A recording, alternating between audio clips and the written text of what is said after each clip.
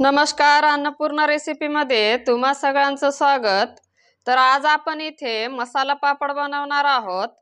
तर त्यासाठी इथे मी एक मध्यम आकाराचा कांदा बारीक असा कट करून घेतलाय। एक मध्यम आकाराचा टोमॅटो त्यातले बिया काढून बारीक असा कट करून घेतलेला आहे।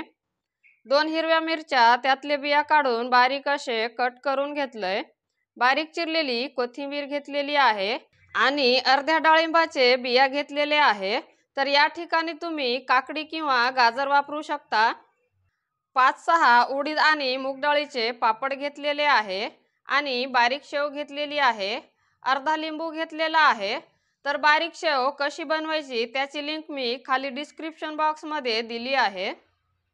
तर सुरुवातीला आपण स्टफिंग बनवून घेणार आहोत। एका बाउल मध्ये बारीक केलेला कांदा काढायचा आहे। त्यानंतर डाळिंबाचे बिया टाकायचे आहेत। बारीक चिरलेली कोथिंबीर टाकायची आहे। बारीक चिरलेल्या हिरव्या मिरच्या टाकायच्या आहेत। तर तिखट तुम्ही तुमच्या आवडीनुसार कमी जास्त करू शकता। बारीक चिरलेला टोमॅटो टाकायचा आहे। आता हे मिक्स करून घ्यायचं आहे। मिक्स झाल्यानंतर आता हे थोडा वेळ बाजूला ठेवू। तर आता आपण पापडासाठी मसाला बनवून घेणार आहोत। एका वाटीत अर्धा चमचा चाट मसाला टाकायचा आहे। 1/4 टीस्पून काळं मीठ, अर्धा चमचा भाजलेले जिरेपूड,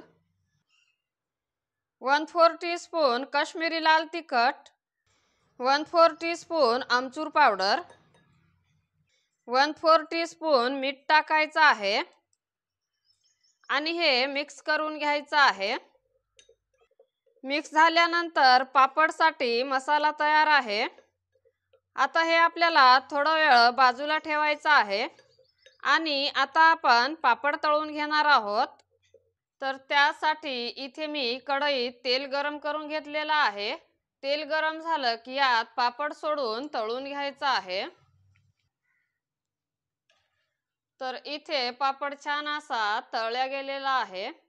तर आता यातलं तेल नितळून घ्यायचं आहे। तेल नितळून घेतल्यानंतर आता हे आपल्याला एका डिश मध्ये काढून घ्यायचं आहे। तर इथे मी परत दुसरा पापड पण तळून घेतलेला आहे।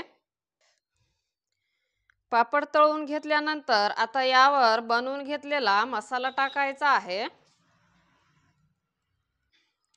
मसाला टाकून झाल्यानंतर आता यावर मिक्स केलेली स्टफिंग टाकायची आहे। स्टफिंग टाकून झाल्यानंतर आता यावर बारीक शेव टाकायची आहे। शेव टाकून झाल्यानंतर आता यावर थोडंसं लिंबू पिळायचं आहे। तर इथे मसाला पापड तयार आहे। हॉटेल सारखा मसाला पापड घरच्या घरी तुम्ही बनवू शकता। व्हिडिओ आवडला असेल तर व्हिडिओला लाईक करा। अशाच अजून नवनवीन रेसिपी बघण्यासाठी आपल्या चॅनलला सबस्क्राइब करा। धन्यवाद।